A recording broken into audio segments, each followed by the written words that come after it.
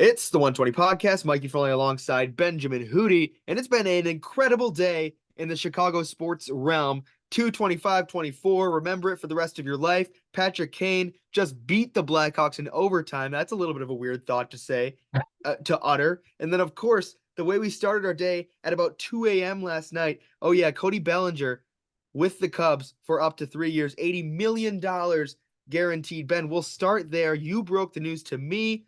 Jeff Passan got the news from Lisa.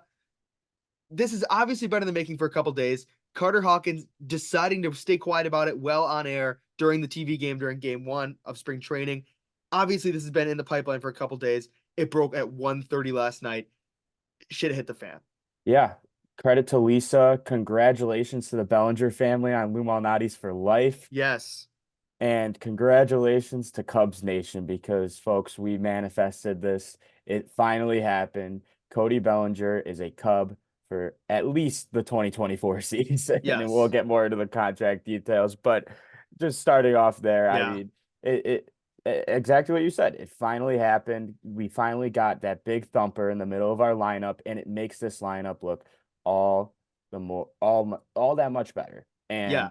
And it's so exciting that they finally got it done. We knew that they needed one key free agent this offseason to feel like we really had a good chance to win the NL Central and possibly more in 2024.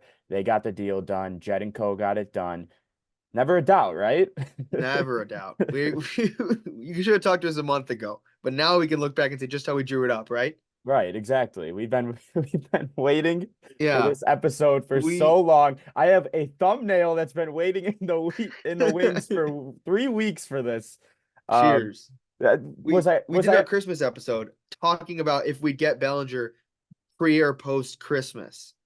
and we're already past Valentine's Day, looking Yeah. forward to St. Patrick's Day. It's Crazy. it's insane, but yeah, it's just I'm a happy man. I was the happiest man alive yesterday. I think Yeah. I posted that on every single social media that I own. Yeah.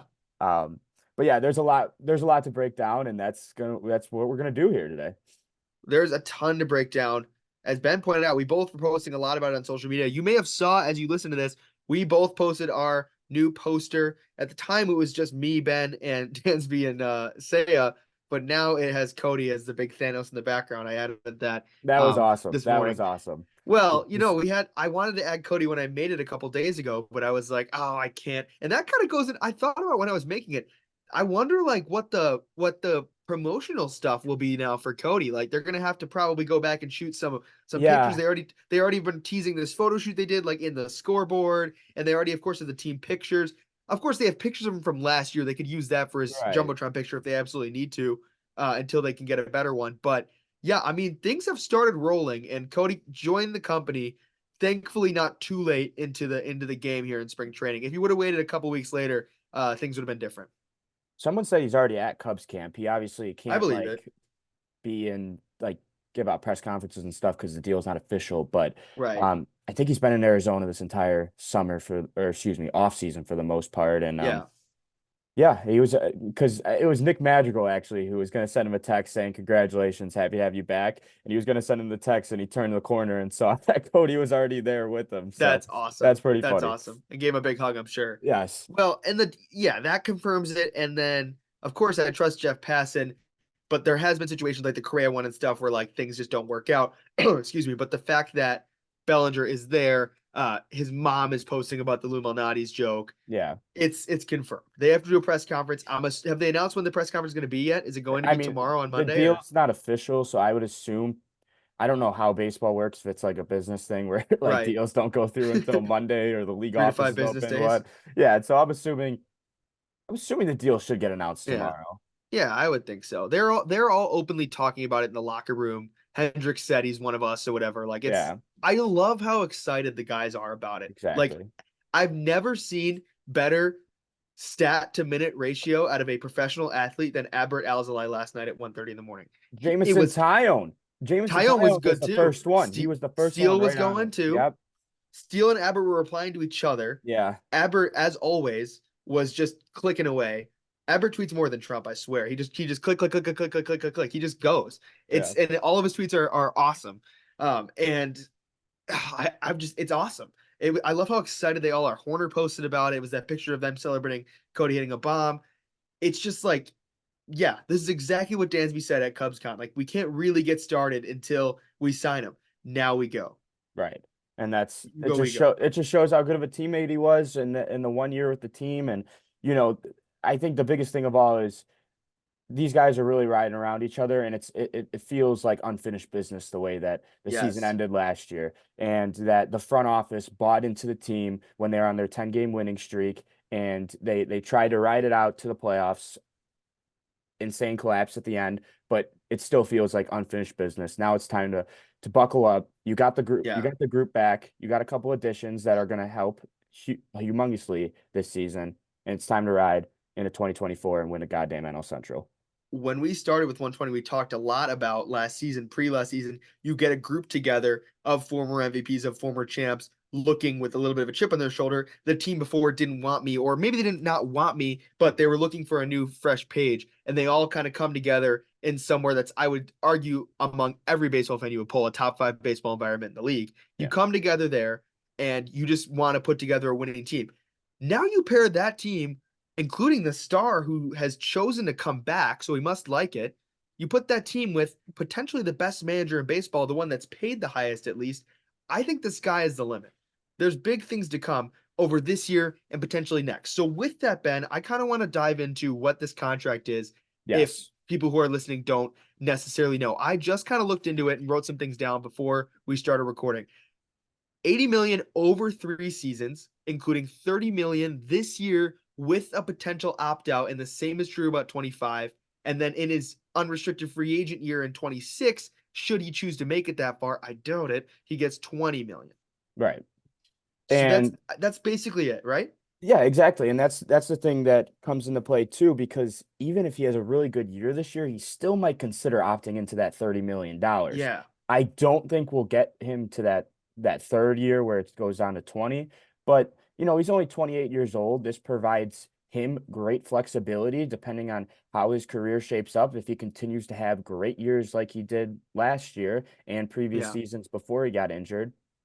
And it also is huge for the Cubs because, Jed and company, we've seen it before. They don't love to hand out these big deals. And we're not saying that I mean we would have loved if they locked down Cody Bellinger in whatever way, shape, or form it was. But this just is huge for the Cubs because, if he if it doesn't work out like how you expect it, like you hoped it to, it's only 3 years and you're not locked into a 7-year Jason Right. Hayward type situation.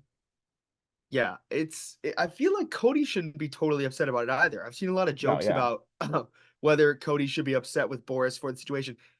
Yeah, I think the Boris model is starting to get a little tired of waiting this long and then kind of getting not the contract you wanted, getting this Correa opt out every year contract. Right. But I don't think it's a negative for Cody. He has the potential to opt back into $30 or 30 million more dollars next season. I mean, if he was on a 10-year deal, he'd be getting 20 or so. So it's like, I Yeah. mean, he's getting more per the next 2 years at least than he would have if he was on that Bryce Harper contract. And it's similar to what he did a year ago. He's kind of betting on himself again, which is probably a good Yeah, he's thing doubling down because a little bit. we saw Cody Bellinger that bet on himself last year, and guess what? He's getting a $22 million pay raise this year. So Yes. it it, Yes. it works out for both parties, and see, it's me. All that matters is 2024. Cody Bellinger's a Chicago Cub. Yeah. Both parties are happy. I would assume this is it's clear. Yeah. It's clear as day after this contract came out that this reunion was always going to happen. Yeah, exactly. I mean, you take a guy who was a former MVP, a Chris Bryant of his own team that kind of got into a little bit of a lull, and then finds a new team, misses a month, and still bats over 300, and like is one nice hit away from 100 RBIs. Yeah. Incredible season last year for Cody Bellinger in missing a month in 130 games or whatever it was. If he can play the full season or at least most of this year, I think we're back in the MVP conversation for Cody Bellinger, and I Yeah. don't think that's an overreaction. And that's what you hope for. And they brought back their best player. They brought back their best player from a year ago. Hmm. And that's what we talked about previously. This lineup, while you were banking too much on either people to break out or past success, now you get this Cody Bellinger in the middle of your lineup, and you just continue to build on what you did last year, and you don't have to rely as much on the young guys. Not saying they're not going to get opportunities, Yeah. which I know we're going to get into a little bit, but it doesn't put as much pressure on guys like PCA and Michael Bush to instantly hop on the scene and just hit like Cody Bellinger did a year ago, because we were never really betting on that. Let's move to this. You alluded to something. We'll save that for last. That's what we'll talk about last, how this affects Cubs prospects. Let's talk about how this affects the remaining pool of free agents, because there is still a significant amount of players. The Boris Four, as they were named, was started by, or was headlined by, Cody Bellinger, and now JD Martinez has just immediately slid into that position because they are similar Yeah. players. You're looking at Jordan Montgomery, Snell, Chapman, and JD. That's the four that you still have left. And it's a situation where any of these guys could also now take a contract just like Bellinger. I don't see why the Cubs couldn't offer a pillow contract like that as well. Yeah, and that's what we talked about. Jed loves those kind of contracts. Who really knows what ends up happening with the rest of those guys? I saw a tweet earlier that the Cubs have been connected to Chapman all off season, and that just because of this deal, it shouldn't necessarily take them out of that. I think they would love to get a deal like this done with either one of the two big pitchers, which would just be awesome. If they could Yeah, get one of those pitchers to lock in that rotation and make it a really good starting five, that would be incredible. But as well as potentially Matt Chapman, who we've kind of talked about all off season at this point, and it felt like it was for us, it was kind of like either a Cody or Matt Chapman thing to fill out this lineup. If they could get right. both done, I mean, it's insane. But at the same time, I do feel like Jed kind of feels like this might have completed his off season. Yeah, Obviously, still to be determined if a deal comes across that, hey, we really like this deal, then maybe. But um, what I think Jed said last week, that they're in the ninth inning of their yeah, offseason. They've been using this baseball game right. references their I think this offseason is all it. year long. This could be it. This maybe is it. I hope it's not it, but Yeah. Well, okay. You got the two biggest would have been Shota and then Cody, obviously, but you obviously have some kind of faith in Michael Bush, and that's where we yes. get into the Cubs here. Who's actually on the Cubs? And you obviously have some kind of faith in Michael Bush. Signing Chapman kind of eradicates the need for Michael Bush. I'm not saying I wouldn't take Chapman, in 10 minutes if he calls me and says, "Hey, Yeah. I want to play for the Cubs." But you have to have some kind of faith that you found a guy that has raw talent from the Dodgers that just couldn't figure it out last year with the Dodgers in his month of baseball and will never have a chance in the Dodgers. It reminds me of my favorite player, Zach McKinstry. Potentially a little bit better. Michael Well, Bush could no, be your not guy. potentially a little better, potentially a lot better. I keep Um, forgetting about him. But yeah, I don't think this stunts his development at all, because he obviously only had a cup of tea with the Dodgers last year, and he was a big time prospect at one point for the Dodgers. So the Cubs made that trade, which I still think is a phenomenal trade. I And agree. and look who's managing the team, a guy that will give everyone opportunities, and you could put Yes. them all over the field. And that was the best part about signing Cody Bellinger back, because he is the flexibility of being able to use him at center field and first base. So there might be a day where Cody Bellinger plays center field. Michael Bush could play first base, or he could DH, or he could even play third. There's a lot of flexibility around this team right now, especially with Morel DHing and Yeah. now potentially being over at third base full time. There's a lot of moving pieces, but that's a good problem to have. Yes. And It's a that's all great problem to have. and that also goes into Pete Crow Armstrong. Yes. Cody Bellinger could play first base. Pete Crow Armstrong could play center field. And it eliminates potential for, yeah, because PCA is potentially going to make the team still. PCA is saying all the right things. He is thrilled to have Cody back. I don't know why he wouldn't have, or wouldn't be thrilled to have somebody back. Everyone on Twitter who's saying PCA should be pissed off, he's losing his spot.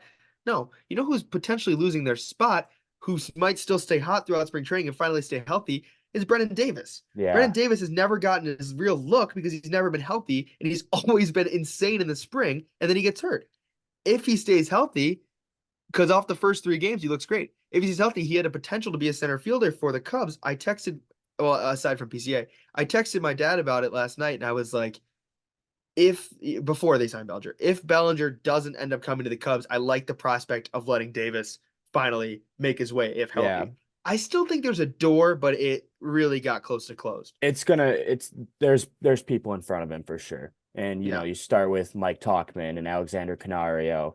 right. So it's gonna be tough for Brennan to find playing time. But if this hurts anyone the most, because as you said, I still think there's a potential door open for Brennan.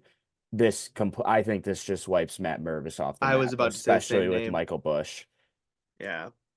So Yeah. it's tough because, Matt Mervis was such a fun story being what, a 30th round pick out of Duke and Yeah.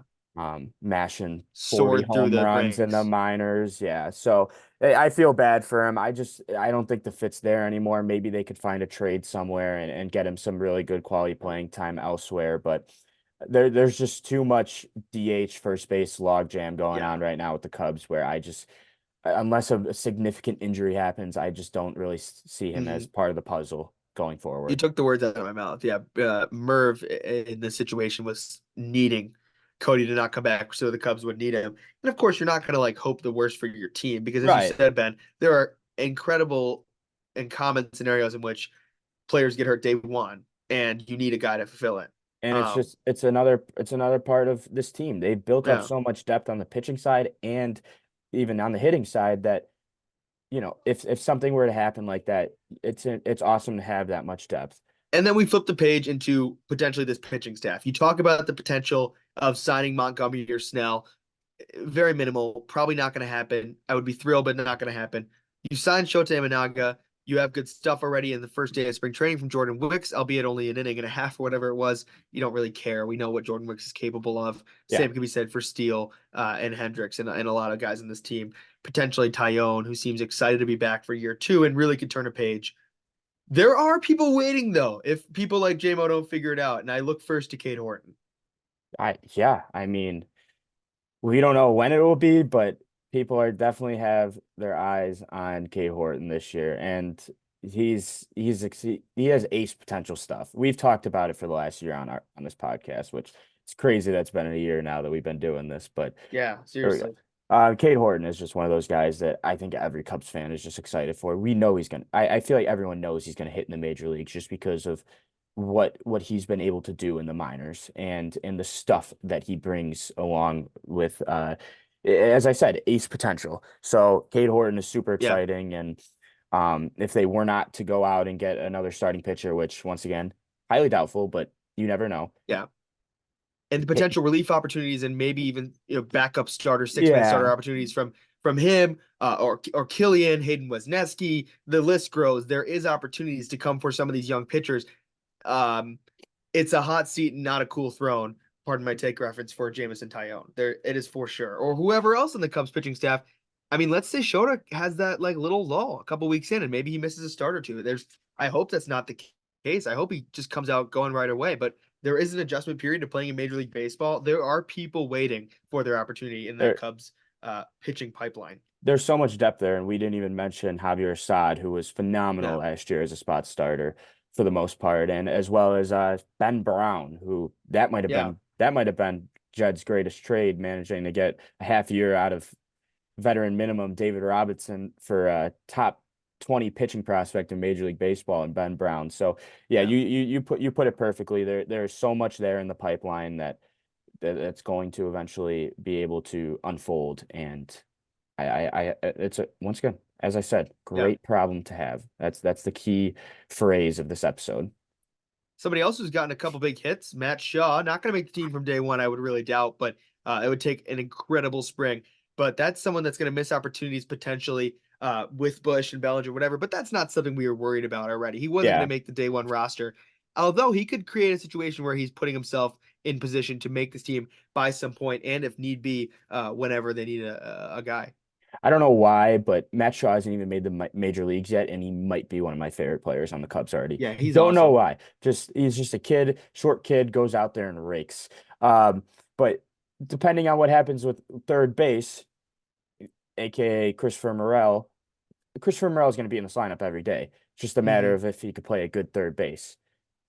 If he can't, then we might be calling up Matt Shaw a little earlier, and you could put out a Yeah, really good starting nine with them and slide Christopher Morel into that full-time DH role, which I don't love, but um, it really all just depends on how well of a third base he plays, and you have Patrick Wisdom still there as well as Nick Madrigal, so we're just gonna have to see what happens with that, but Matt Shaw is a prospect to keep yeah. circled for this year because depending on what happens, he's a good bet to make the major league club at some point this season. what do we keep saying about Council? He's not afraid to use people who have in need opportunities. Exactly. Yes, the field in front of Shaw is thick. You mentioned some guys that I honestly even forgot there. Not because I don't know them as players, obviously. It's just that the field is so thick there that you forget. But if Council gets the opportunity to bring up Shaw, I doubt he will miss the opportunity to use him, albeit it probably won't be until PCA range from this past year, like September, probably.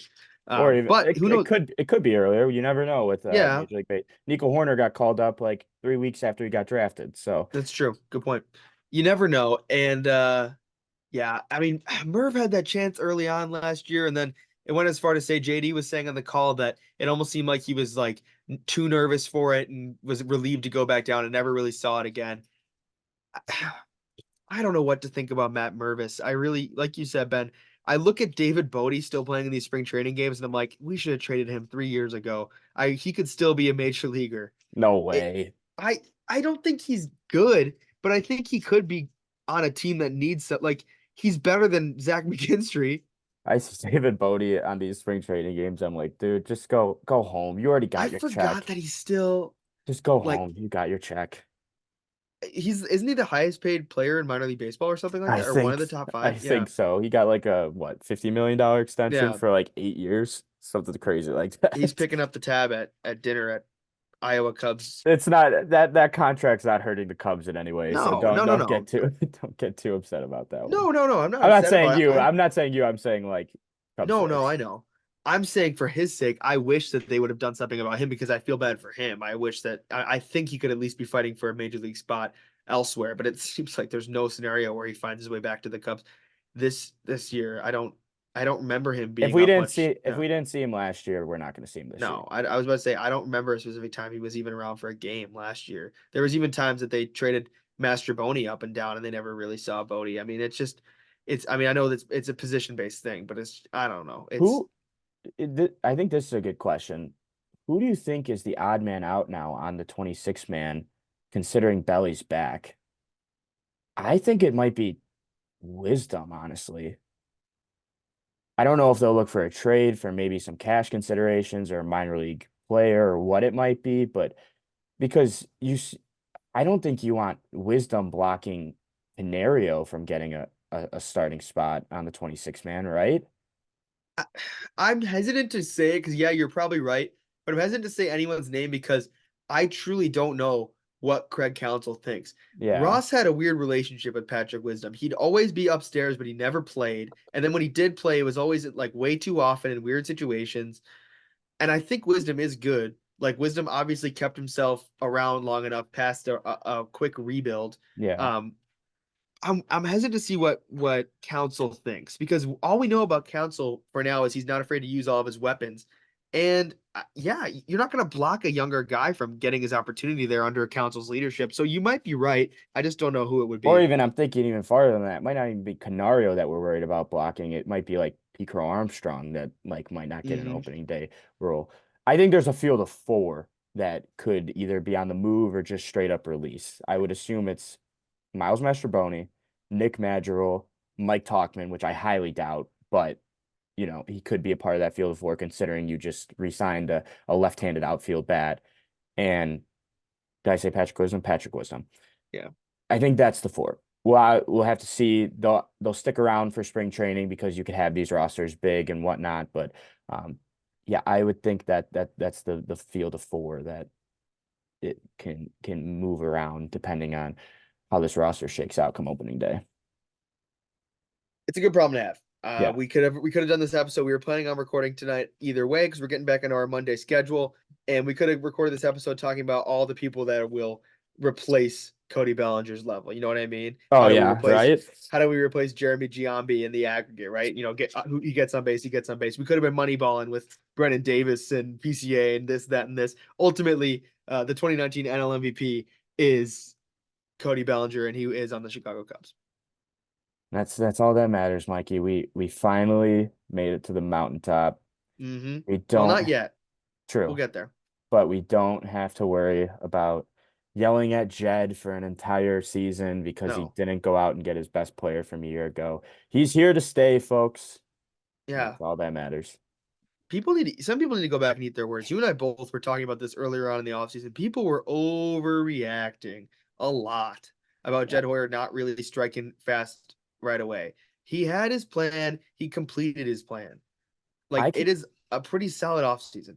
I yeah, 100%. I would say it's probably in like the lower B range right now Sure. because It's all you relative. didn't really get significantly better, but as we said, you're bringing back the same team that was the third or second best team in the second half of the season last year. Yeah. So you just buckle back in. We're bringing back the squad. We're ready to Yeah. roll. We're already in spring training. Man. It's awesome, man. I cannot. I'm so happy they got this deal done. And something else I was gonna say too, while you were talking about fans being a little too worried about, like, Offseason early on. the fans that were not patient.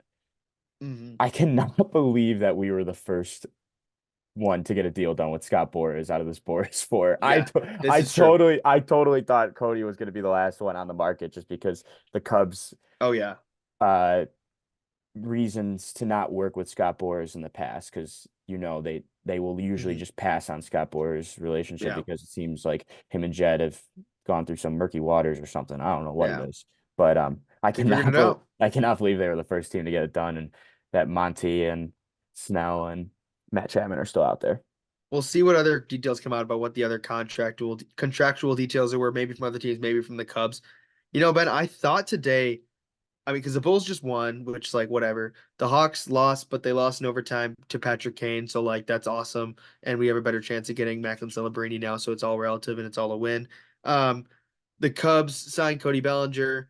No one cares about the Sox. I thought for sure that the Bears were going to trade Justin Fields today. Like I thought, like it's all plus and minuses. It's all like I wouldn't have. I'm not saying that's the same level of euphoria as the Bellinger thing. I don't really know what I feel with that situation.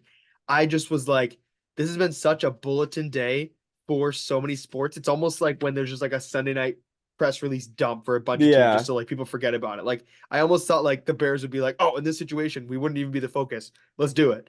But no, they're gonna wait till closer to the draft. I was gonna say today was an all-time high morale day for Chicago sports. I tweeted that out earlier because Yeah.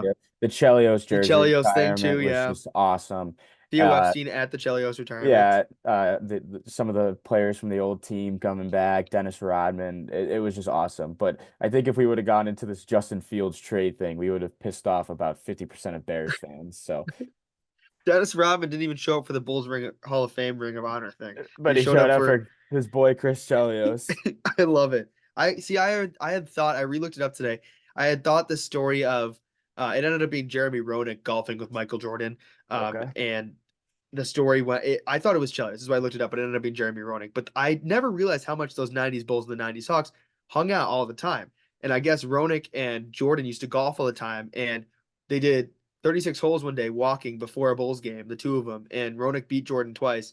And in classic MJ fashion, he was so pissed that he said, okay, because he was paying out for the 2 rounds. And he said, okay, but if you come to the game tonight and we win by more than 20 against the Cavs and I drop more than 40, you owe it all back and double. And Roenick was like, you're on, dude. Like, we've walked 36 holes. You're tired. Won by like 25, and Jordan dropped 50 some. So I love that story that the 90s Bulls and the 90s Hawks used to hang out. They used to golf, and they're all still supporting each other. It's pretty cool. Hopefully we could get that way with the 2024 Yeah. Chicago Cubs, and they could just be boys with Connor Bedard and Oh, Caleb Williams, and yep. in 30 years when we're at the Cody Bellinger 24 raising, and eventually Dexter Fowler. No, I'm just kidding, not Dex, but Caleb Williams and Connor Bedard will be in a suite drinking beers together. Yeah. Connor Bedard's still only in like the 19th year of his contract and still playing particularly well. Probably He, not for the Blackhawks though. he's only 25 years old at that point. they're still they're still calling him young. They're still saying Yeah. he's got to hit puberty and get a little stronger. But don't worry, he's still got This potential. kid's got talent. Yeah, God. It's only 25. That's a good one. No, he'll be 24. He'll do it in true Bellinger fashion. Man, I thought, how the whole offseason people kept saying it was going to be like, oh, it's February 4th or it's January 24th. Like it has to somehow correspond with it being the 24th. I love how like Cody signed in like the wee hours of the morning on like the 25th. Like Yeah. screw you guys. Like, I'm just gonna do it my way. And I don't know when he officially signed. I don't think he actually officially did yet. But the news broke at like 1 in the morning on 2:25:24. So funny. That passing notification hit like crack at 2 in the morning. Yeah, Lisa was right. Lisa was right. Hey, I but love that Jeff knew about that. yes, that was awesome that he quotes or he replied with that. But I was gonna Yeah, say Lisa was right. before we end this episode, should I give a call to the brother? Yes, yes. So we will end it. We'll do this, and then I'll give a quick programming reminder about 120. But let's do this first. Your brother Dom is the biggest Cody Bellinger fan, you said, and he wants to talk a little bit about him. Yes, he said that no matter what happens, I need to have a live call in on 120 because Okay.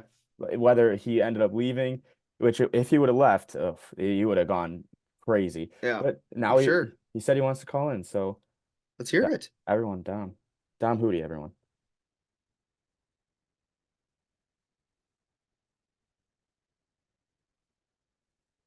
Any minute now. This will be tough if he doesn't answer. Dom Hootie, Hey, what's up? you're live on 120. Give us your feelings.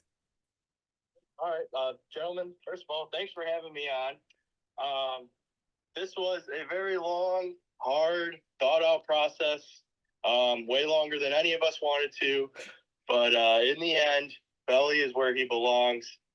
Good teams keep good players. You don't let them walk away. You figure out the balance with prospects, with good players. You don't let a 28-year-old left-handed power hitting multi-positional player walk out the door, and you didn't. Kudos to Jed for sticking to his guts. Deep down all along, I knew he was doing the right thing. I think every Cubs fan knew that it pained them, but he did the right thing. I love it. That's Boom. absolutely awesome, Dom. I appreciate it. I know you wanted to get on, so we just wanted to get your thoughts. Yep, that's it. And one other thing, the thing with Scott Boras and Cody Bellinger is that contract. You know, Scott Boras definitely went around telling all the interested teams, "Hey, this is the offer that we have from the Cubs. Are you willing to match it or do something close to it?" Now we may never know if other teams did, but I would. It'd be hard to imagine that another team would not offer this contract. But regardless, Cody Very true. chose to come back, and that says a Very lot. true. Well, he's a Cub for 2024, Dom. I appreciate it. And yeah, man. Yep, thanks for having me on. Thanks, Dom. See you, Dom. Oh man. We appreciate it. He's right. He's right though about that Yeah, last part. I mean, I love he hearing his line, killed but it. he's right. He's totally right because it definitely came down to a decision, right? Like whether or not Cody got his 10-year contract offer from anyone, I doubt it. But yeah, like you said, other teams could match what the Cubs said. He chose to come back to the Cubs than an Angels or a Blue Jays, who I'm sure were like, oh, we can do that too. Dude, I love that. It seemed like he had like some live on-air calling experience right Yeah. there. But no, yeah, he 100% hit the nail on the head. He's it's just awesome. I think everyone's feeling the same way that Dom just Yeah. everything that he just stated. So Well, we appreciate it, and we had a great time doing this episode. This will release on Monday, the 26th, and with that, we'll be back on every Monday, barring some random circumstances here and there, in which that case we'll announce when we're releasing. We'll get back into our classic in-season schedule: Sunday records, Monday releases on Spotify, YouTube, Apple Podcasts, potentially some YouTube Live this season. We'll have to wait and see, and a little bit more as we get through spring training and the first Cubs games in late March. but yeah, Ben, any other comments, questions, concerns? no, kind of ripping off that same boat. Same schedule as last year. Mondays. So make sure to tune in on Mondays, unless something unbarring happens. Like, Yeah. there could be breaking episodes like we did similar to Oh last yeah, year. absolutely. Absolutely. I know we're not waiting on any Nico Horner or Ian Happ extensions this time around, but yeah, we'll be good for just stay with us. We appreciate the support all season. It's been a year of 120. Yes. And we've seen a lot of growth over this past year. So we appreciate the love. We could appreciate the support. Make sure to go follow us on all of our social medias so we kind of ramp back into that. Sorry about the last couple of weeks. There just hasn't been much to talk about, but Yeah. we're fully back and to our regular scheduled program. Yep. 120 back for season number 2, Cub season number 2. We hope you enjoyed our limited, but we thought thoughtful offseason programming, some awesome interviews. Our boy Brett Bateman, huge catch yesterday. Yeah. Love to see that. Friend of the pod. And we've always said friend of the pod about people, but now we can actually start saying friend of the pod, like Right. people we've literally had on before. And so we appreciated that catch from Brett. We appreciate our interview with Jonah and Andrew Bellison. If you're coming back to us for this season and you weren't really following along with our offseason stuff, go scroll back up on Spotify. We had some really fun offseason interviews, albeit some of it's gotten a little outdated with like questions about what they're going to do this offseason. But a lot of it was just general talk about the people themselves, like Cubs prospects, Jonah telling us about concessions and stuff like that, Andrew Bellison talking about the World Series team. There's stuff that's evergreen. So take a chance and go listen to it at some point. Yeah, and if you're like the visual side of it as well, we do have a YouTube channel, so make sure to go Absolutely. subscribe to that one as well. Absolutely. Well, Ben, I appreciate you and I appreciate the Chicago Cubs. I appreciate Cody Bellinger and those of you who are listening to 120. Go Cubs.